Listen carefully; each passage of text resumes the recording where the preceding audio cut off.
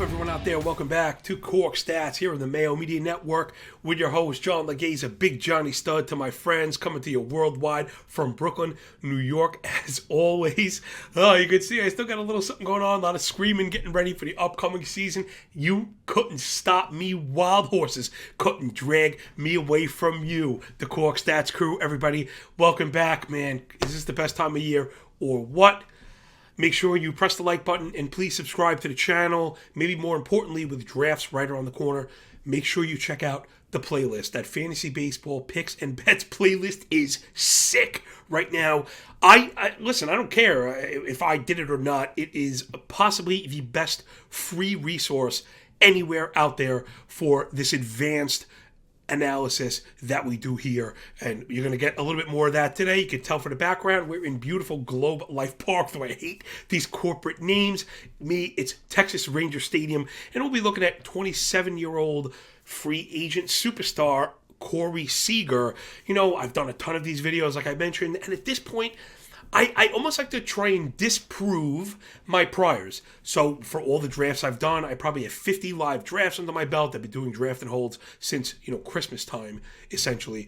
And, do a lot of work to validate my picks, which I'm very proud of. And I pull the curtain to show you how I come to these conclusions. But when you get to the end, sometimes you have to say, wow, I don't have this player, I do have this player. And then you see maybe sharp people in the industry do. And Corey Seager really checks all those boxes. I've never really been a Seager guy. I think I was late to the party when he was a healthy player. And then he started missing a lot of time. And that kind of gets me off it. We never really got steals, which makes him unappealing in Roto League. So we're going to dive on in and see if we can disprove that and see if maybe I should have been or want to draft him in these few remaining days. If you're new to the work, welcome aboard. We're going to be taking, an analytical breakdown through Corey Seager's entire profile. We're going to look at last year's stats, but that's not where it stops because we want to break it up into discipline, elevation, batted ball quality. We're going to bust out some rolling charts, see if we can pick up on some trends. We're going to look at a custom batted ball quality chart, and that will hopefully help us, after looking at the projections,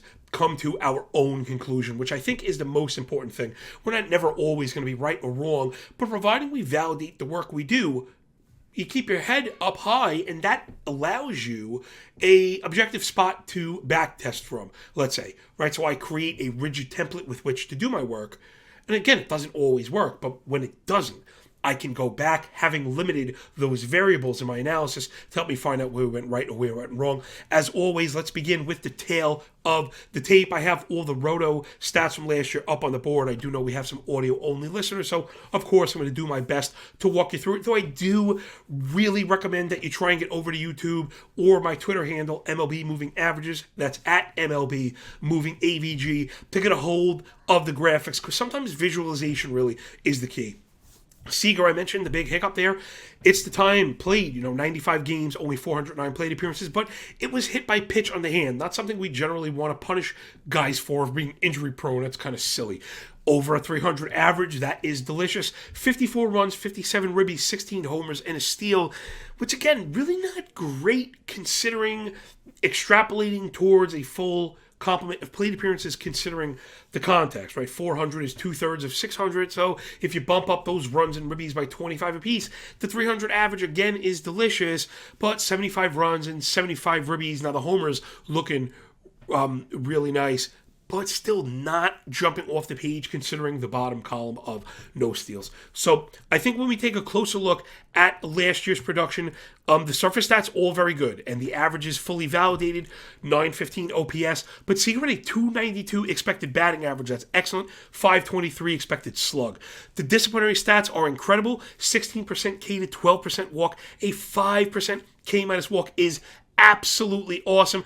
The chase rate is in check, above average in-zone contact rate. He really does a lot of things well in the box. He does put the ball on the ground a bit too much, something we're going to get into when we get into our power expectations, right? We need lift. Now, one thing that I talk about in this show that you're not going to get everywhere else is standard deviation of launch angle. Other people are always talking about launch angle. Average launch angle is always, I shouldn't say always, it's going to get you in trouble, and I can just tell you why. Let's think about 10 batted ball events. Okay, half of them were popped up straight into the air. The other half were knocked right down into the ground. If we take the average, it gives us something in the middle, which is close to ideal. However, when we get out the microscope, we'll see we had 0 ideal events, and that's where average will get you in trouble. Where average can help you, of course, is on the edges. So where a lot of people have gone now is standard deviation of launch angle. Don't worry about the name if it's intimidating. Think of it as launch angle tightness, and this should make sense. Balls popped right up into the air and right into the ground will give you a wide variation, right? That's what we're looking for, standard deviation, the variation. And if it's tight, that's what we're looking for, a very tight ray. A batter that has good enough bat control to keep the batted ball events in a tight window. Seager, one of the best in the business at that.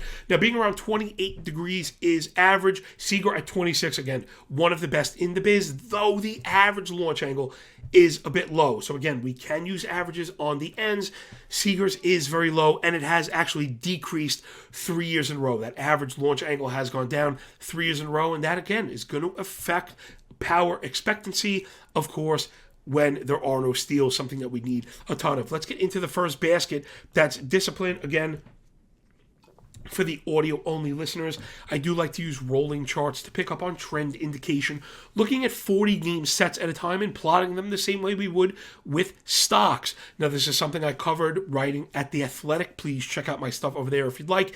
How we can use these charts in technical analysis. Look at the rolling K. Lower highs followed by lower lows. That's a bearish channel, which for K rate is a good thing, right? We want a K rate for a hitter to be decreasing. And that's what we've seen. Nothing is ever going to move up or down in perpetuity. We need ebbs and flows, peaks and valleys. This is real life, people. So yes, there are times when it's on the rise. That's life. But the overall trend is distinctly down, again, pointing to the bearish channel. So at 27 years old, there's still room for disciplinary growth. I think the best might be yet to come in this basket. And then I always like to compare it to Z contact. That's in zone contact rate. Again, cutting Ks on its own is not enough. Now, yes, cutting Ks is always a good thing. But you could be cutting Ks and exchanging them for walks. And in fantasy, that's not necessarily great. In points leagues, it helps more than roto. But in roto, particularly for a hitter that doesn't steal, walking and getting on first really doesn't move the needle for you. So I like to look at in-zone contact rate. And you see there is quite a bit of oscillation here. But again, let's think back to technical analysis. This is really a rectangular pattern. We have tops around 92%, bottoms around 82%, and the average ends up in the mid to high 80s. The contact rate is fine for Seager. Let's move on to the barbecue. That's your BBQ, your batted ball quality. I like to come up with these custom charts for everybody.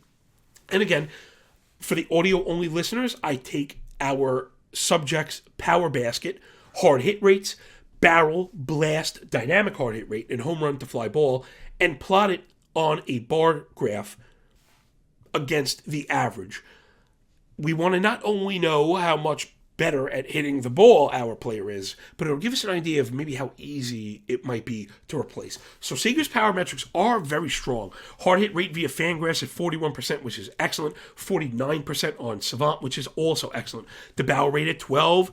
50% better than the league average, nothing wrong with that, but the blast rate at 3.8 is equal to the blast rate of the league. Now, this is pretty telling. Blasts are the ideal subset of barrels, so to have that many barrels but not have the blast tells us the elevation problems I mentioned are coming through the stat page. And that's why I like to walk through all these things. I never want to be thought of as someone that just reads statistics. That's not only boring, it's not helpful. But I'm trying to give an idea of why we use the different baskets and then how we apply them. So these advanced stats, though good, that blast rate is a bit worrisome. So let's keep an eye on that. We got to keep that on the front of our mind. Again, that elevation coming into play, hurting at least my expectancy for power. But I don't want to just make full-on conclusions before we do all the work. So I also brought up a couple more charts here. We have Corey Seager's barrel rate year over year plotted on the left with his spray chart plotted on the right. Now, the reason I wanted to put that one on the right is you can see the concentration of balls right at that 0 degree mark. We don't really want them there, and all the balls right below it. If Seager were to lift that a little bit, you are talking about sky is the ceiling. But considering the 3-year, year-over-year decrease, I'm not saying it can't happen, but the trend is our friend, and the trend's not moving in that direction. But the barrel rate is increasing, is in a bullish trend, and is in the double digits. So we're not trying to demean Corey Seager's power outright here. But where you have to get him in fantasy drafts and the players you have to take him over, those are the real decisions. So the power basket is heading in the right direction. The average launch angle has not. So I'm still a bit worried. Let's check out the projections with people smarter than me to see where they lie. The Bet X has Corey Seager as shortstop 9, returning $12.50, which probably feels about fair for the draft cost, though, again, this is category based if you're playing Roto. So I'm not sure if it pays the bills for being Roto, which is funny, right? Not all $13 returns are created equal. The 285 batting average, doing a bunch of lifting here, and that's fine. Batting average is extremely important, and I think considering all of the metrics that I laid out, there's no reason to think he is going to have a poor batting average. And just to think about how good you have to be to have a 285 projection, a mean projection of 285. So I think all the bat skills are excellent. I think the batted ball skills are good for average, right? We don't want too much lift because extreme fly ball hitters are going to be hurt in the average department. So part of the elevation that hurts the power also helps the average. The runs and ribbies, I guess they feel fair. Seager being projected for 567 plate appearances. Part of me thinks that Texas Ranger lineup might be a bit better than the market thinks, especially up front. And if Seager does give us 600 PAs with a 285 BA, and we know the walk rate is very good, I think the runs should be a bit higher at least, right? Ribbies, we're depending on other hitters. Runs, we've got to be on base. So I think Seager's run total might be a bit low here. I think I'd be willing to bump them both up to 85. And I guess I should have said it's not that runs don't depend on other people, but you could score runs on outs. And you can't knock in, I guess you could knock in a run there too. So that's why I'd probably bump them both up to about 85. And again, I'm very clear about my process. Things are not really exact. I guess we could take some rates and get calculations. But again, if we're splitting hairs between 83 and 84 ribbies, I think that might be a waste of our time. So the projection systems are probably in line here. 27 home runs. I guess I probably should have led with that. That probably feels about fair. And I think that's where I was going with my argument as I was getting through it is even with the full complement of PAs, right, if we get to 567, 27 home runs with no steals, not doing it for me. It's just not doing it for me. Because, I have other things that I've got to take care of, right? 27 home runs with no steals, and even if we called it the 85 ribbies and runs, just feels like things that we can get later on. So, in conclusion, yeah, I'm off of Seager, particularly for Roto formats. I can't get there with the price. That profile is going around players like J.D. Martinez and even Austin Riley, who we've covered on this. Please check that out. And that's actually a really good example of opportunity cost. And I even like a bunch of shortstops later, something we also covered on the shortstop episode. Check that out when we did positional breakdowns, taking the projected dollar return and plotted that against ADP to look for values. So I really love guys like Willie Adames. I think is phenomenal. I covered him as well.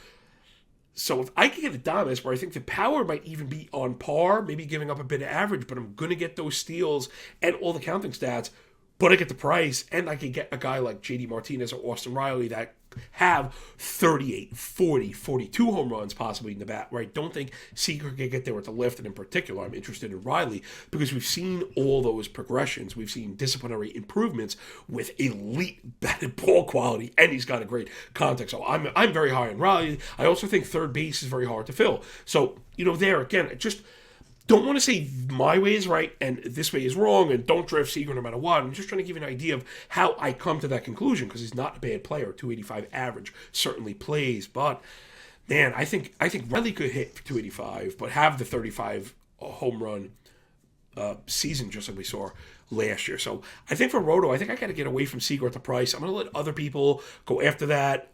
and I hope I made this argument with data and didn't just, oh, he's injury prone, I don't want to do it, because, again, hit by pitch on the hand's not something really in his control. Hopefully he's got like a titanium glove going forward. So I think that'll do it for us here at Corked Stats in the Mayo Media Network. I hope you enjoyed the breakdown of Corey Seager. I'm going to continue to be off of him in Roto, and maybe I will give him a closer look if he falls in point or OPS leagues like Underdog or any of those best ball kind of formats, where I think then he's a bit more viable. I just got to get more home runs without the steals at the course. So that'll do it.